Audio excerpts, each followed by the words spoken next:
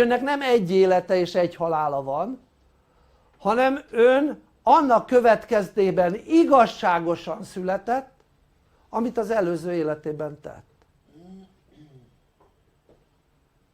És mindenki totál igazságosan született, annak alapján, hogy amit az előző életében élt. Tehát önnek volt egy előző élete. És ön tett, illetve nem tett dolgokat.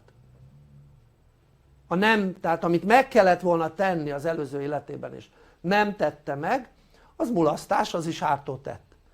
Ha helytelen dolgokat tett, az is ártó tett.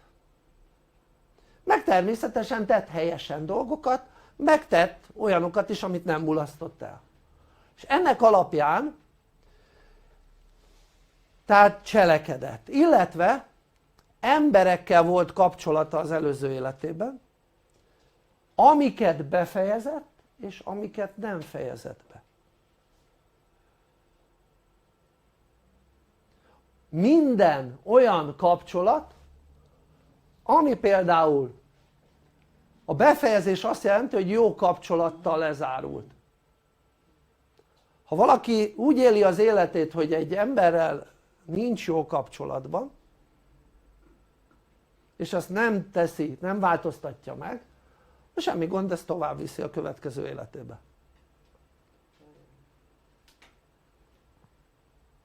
Igen. Na most, tehát ön egy csomó dolgot tett, aminek következménye ebben az életben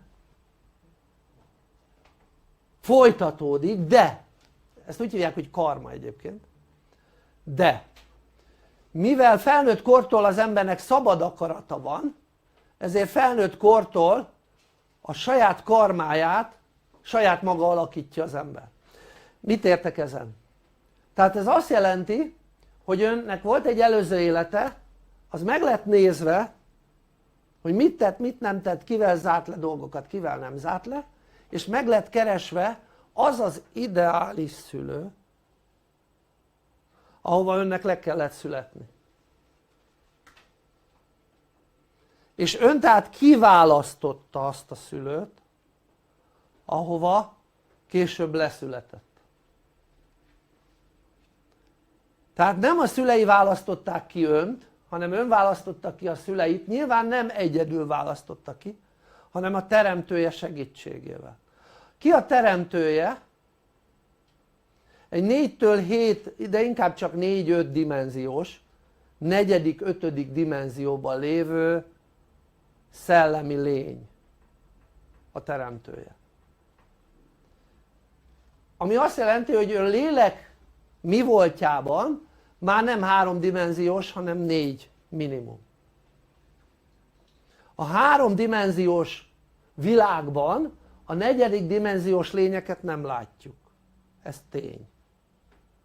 Tehát fizikailag nem látjuk őket. Kivétel azok, akiknek erre van 3. szemük. Jó? Tehát nem csukták le a 3. szemét. Pap például előszeretettel lecsukja a 3. szemet a kereszteléskor. Tessék megnézni a mozdulatait a papnak. Hol keresztel, és milyen mozdulatokat csinál. Azzal csukja le a 3. szemét az embereknek. Jó, ezt jó, ha tudjuk.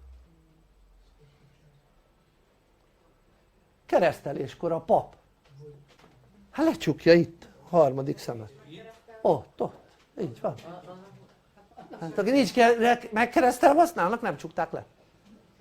Annak nem csukták le. Tehát lényeg az, hogy az egy szertartás ott, ahol lecsukják a szemét a gyereknek. Tehát vannak olyan lények, akik értelmes emberi lények, akik képesek arra, hogy lássák a 4. vagy a fölötti dimenziót is akár, dimenzióban lévő lényeket.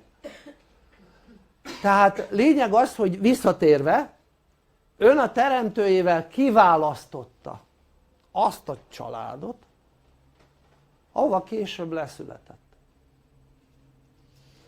A lelke abban a pillanatban lejött, amikor megfogant. Tehát abban a pillanatban. lejött ide a fogantatás pillanatában. Azért nem semmi szervezés, gondoljanak bele. Nem semmi szervezés, meg nem semmi technika. Nem semmi.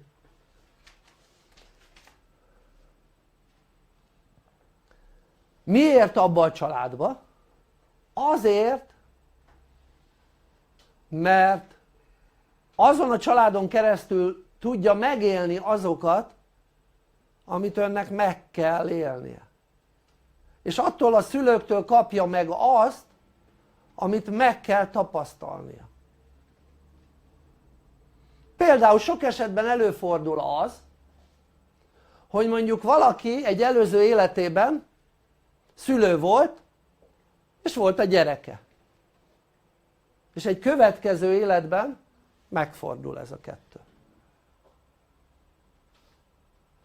Mindig akkor fordul meg, hogyha nem zárták le a kapcsolatukat. Világos ez?